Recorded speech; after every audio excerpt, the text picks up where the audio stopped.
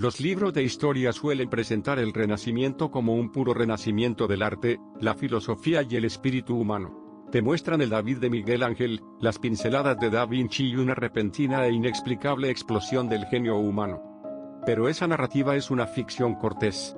Detrás de cada obra maestra, de cada catedral con cúpula y de cada avance filosófico, yacía un poder mucho más frío, calculador y mundano. El Renacimiento no se pintó solo con pigmentos. Fue pavimentado con oro. Fue financiado por un sistema de control financiero nuevo, agresivo, intrincado y a menudo brutal. Un sistema creado en los oscuros callejones de Florencia por hombres que entendían los números mejor de lo que cualquier artista entendía un lienzo. Estamos hablando de la Casa Medici. Esta no era solo una familia, era el prototipo financiero original. Fueron los arquitectos de la banca moderna, los pioneros del capital de riesgo, y los maestros en el uso de la deuda como arma. A medida que ascendieron de simples prestamistas a una dinastía imperial, los Medici hicieron más que acumular riqueza. Reescribieron fundamentalmente el ADN del dinero mismo. Lo transformaron de una barrera física en una fuerza conceptual. Hoy, en la bóveda financiera, abrimos su caja fuerte. En el siglo XIV, la economía europea estaba estancada. Estaba atrapada en una mentalidad feudal donde la tierra era la única fuente de poder, y el trueque físico era el principal modo de intercambio. El crecimiento del comercio internacional estaba estancado por una realidad masiva y peligrosa, el transporte de oro físico. Un comerciante que quisiera comprar lana en Londres, y venderla en Florencia tenía que cargar un pesado cofre de monedas de oro a través de mares infestados de piratas y paisajes devastados por la guerra. Esta era la fricción que mantenía al mundo pobre.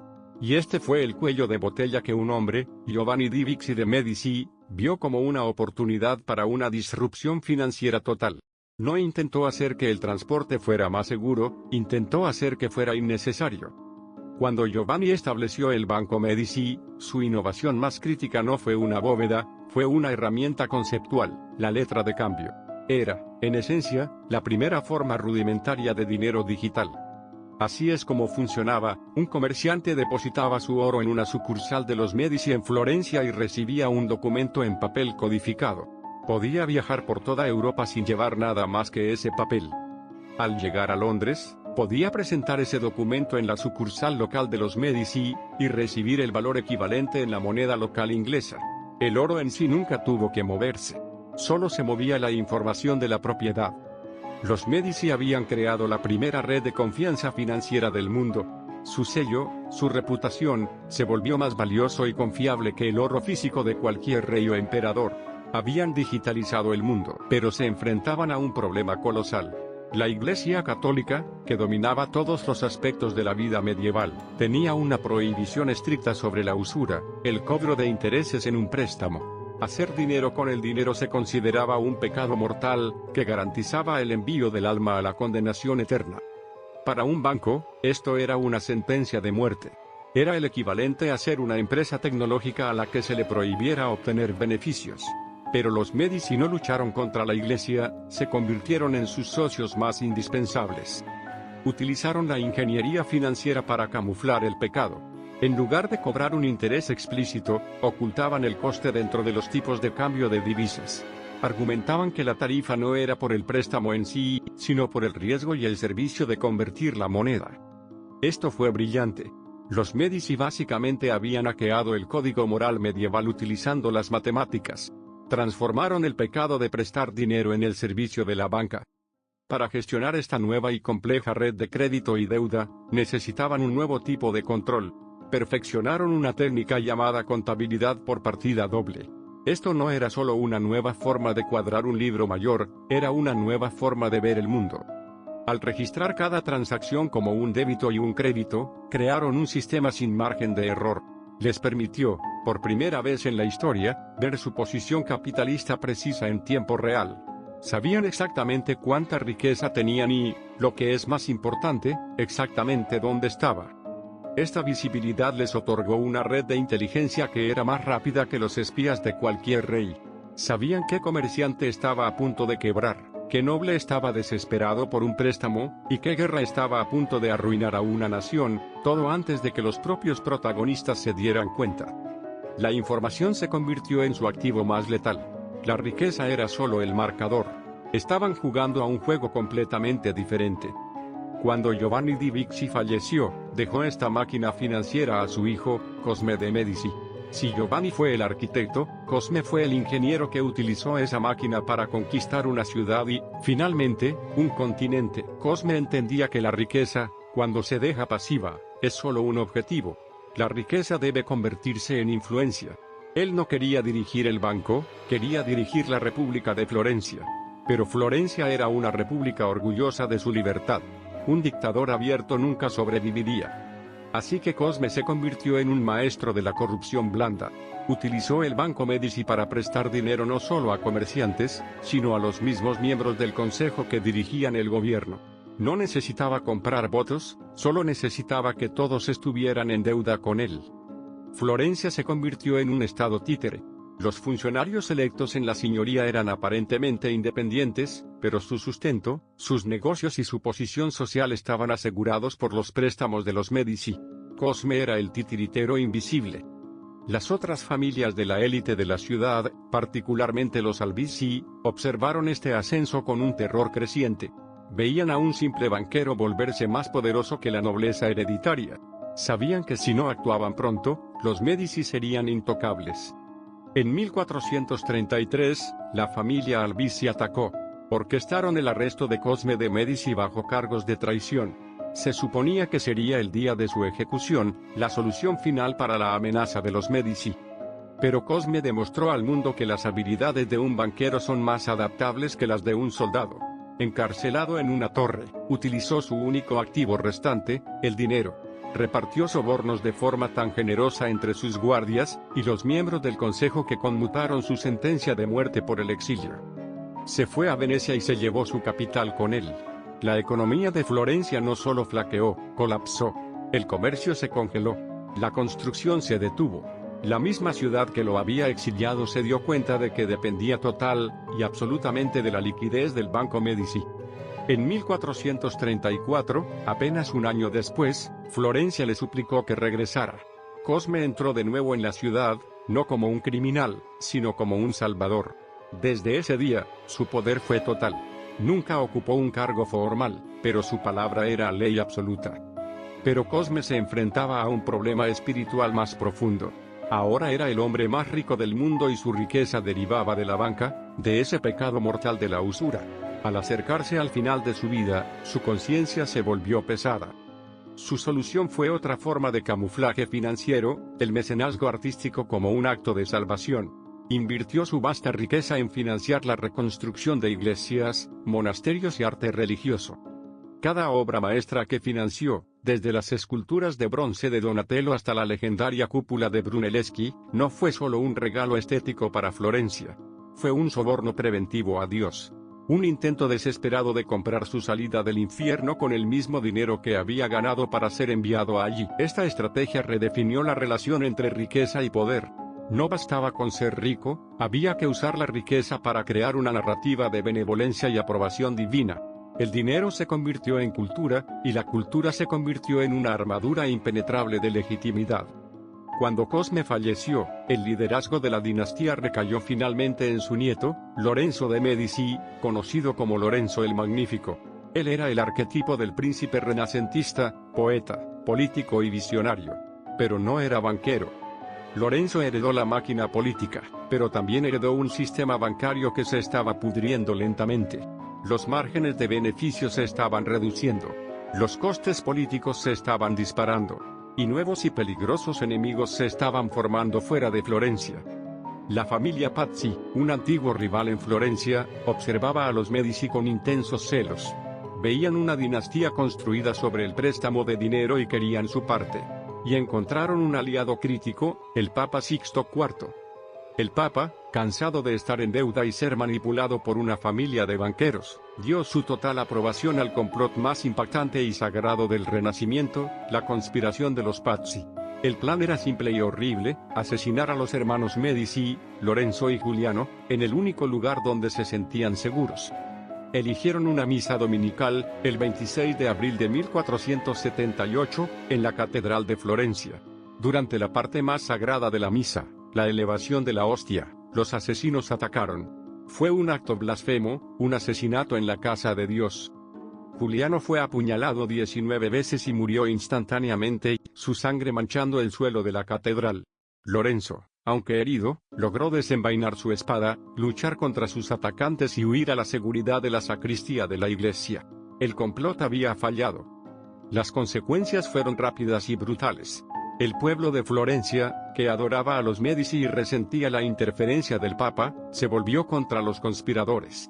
La multitud no esperó a un juicio, arrastraron a la familia Pazzi y a los sacerdotes rebeldes de sus casas, y los colgaron de las ventanas de los palacios gubernamentales. La conspiración había fracasado estrepitosamente. En lugar de destruir a los Medici, convirtió a Juliano en mártir y a Lorenzo en un icono de invencibilidad.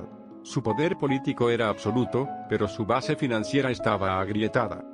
El Papa, furioso por el fracaso de la conspiración, excomulgó a Lorenzo y declaró la guerra a Florencia, aliado con el poderoso reino de Nápoles. Florencia estaba rodeada y enfrentaba la aniquilación. Lorenzo sabía que Florencia no podía ganar una guerra física. Necesitaba un milagro diplomático y financiero. Por ello, realizó su mayor acto de poder blando. Navegó solo y desarmado hacia la corte de su enemigo mortal, el rey de Nápoles. No llevó un ejército, llevó la lógica de un banquero. Miró al rey a los ojos y dijo: la guerra es un gasto inútil. La paz es una inversión compartida. Si Florencia cae, todo el equilibrio financiero de Italia se rompe, y su propio reino acabará siendo consumido por el caos. Su mezcla de elocuencia y pragmatismo capitalista frío convenció al rey. Nápoles firmó un tratado de paz. Lorenzo regresó a Florencia como un héroe, habiendo demostrado que la diplomacia y la interdependencia financiera podían conquistar la fuerza bruta. La era de Lorenzo fue la cima absoluta del Renacimiento. Fue mecenas de Da Vinci. Crió a Miguel Ángel en su propio hogar, tratándolo como a su propio hijo. El arte que define toda esta época fue financiado por un banco que se estaba desangrando lentamente. Esta fue la tragedia central de los Medici, utilizaban su riqueza capitalista para financiar un imperio de cultura de poder blando, pero su motor capitalista funcionaba en vacío. La rentabilidad se sacrificó por el prestigio. Las alianzas políticas se construyeron sobre préstamos insostenibles que nunca se devolvieron. Cuando Lorenzo el Magnífico murió en 1492, tenía solo 43 años. Dejó tras de sí un legado cultural que duraría siglos, pero un sistema financiero que no sobreviviría a la década. Su sucesor, su hijo Pedro, no tenía nada del carisma de su padre ni de la previsión estratégica de su abuelo. Cuando el ejército francés invadió Italia, Pedro se rindió dócilmente. El pueblo de Florencia, sintiéndose traicionado, se amotinó y exilió a la familia Medici de la ciudad. Una familia que había gobernado Florencia durante 60 años estaba ahora sin hogar. Parecía que la dinastía había terminado. Pero tenían una inversión más por cobrar. Una inversión en capital humano que aseguraría su legado no solo en una ciudad, sino en el mundo entero. No se puede simplemente exiliar a una dinastía financiera. Incluso como fugitivos, los Medici conservaron su activo más valioso, su red global y sus alianzas cuidadosamente cultivadas con la nobleza europea. Estaban caídos, pero no derrotados. El mayor movimiento estratégico de Lorenzo no fue un préstamo bancario, fue una trayectoria profesional para su hijo, Juan. Lorenzo lo había posicionado dentro de la jerarquía de la Iglesia Católica. Y solo 20 años después de ser exiliado, en 1513, Juan fue elegido papa. Tomó el nombre de Papa León X. Esta fue la adquisición hostil definitiva. El mismo papado que una vez había conspirado para asesinar a los Medici estaba ahora dirigido por un Medici. Y el Banco Medici, que había estado en desorden, de repente tenía bajo su control el repositorio de riqueza más estable y masivo del mundo.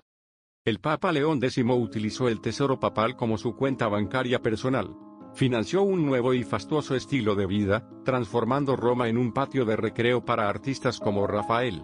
Pero su gasto era tan insostenible que incluso las arcas del Vaticano empezaron a agotarse. Desesperado por fondos para reconstruir la Basílica de San Pedro, el Papa León X asumió un riesgo financiero desastrosamente corto de miras. Lanzó el esquema de las indulgencias. Esto era esencialmente la venta de la salvación, donde los creyentes podían pagar a la Iglesia para reducir su tiempo en el purgatorio. Esto no era solo corrupción, era la financiarización de la fe misma. Fue la gota que colmó el vaso. llevó directamente a que un sacerdote llamado Martín Lutero clavara sus 95 tesis en la puerta de una iglesia en Alemania. Nació la Reforma Protestante, una reacción directa contra la arrogancia financiera sin límites de los Medici. Los Medici, en su hambre absoluta de control, habían roto inadvertidamente el monopolio global de la Iglesia Católica, pero seguían expandiendo su influencia, esta vez a través de los lazos de sangre. Habían dominado la banca, dominado el papado y ahora apuntaban a las monarquías europeas. Catalina de Medici se casó con la línea real francesa. Una hija de banqueros florentinos llevaba ahora la corona de una de las naciones más poderosas de Europa.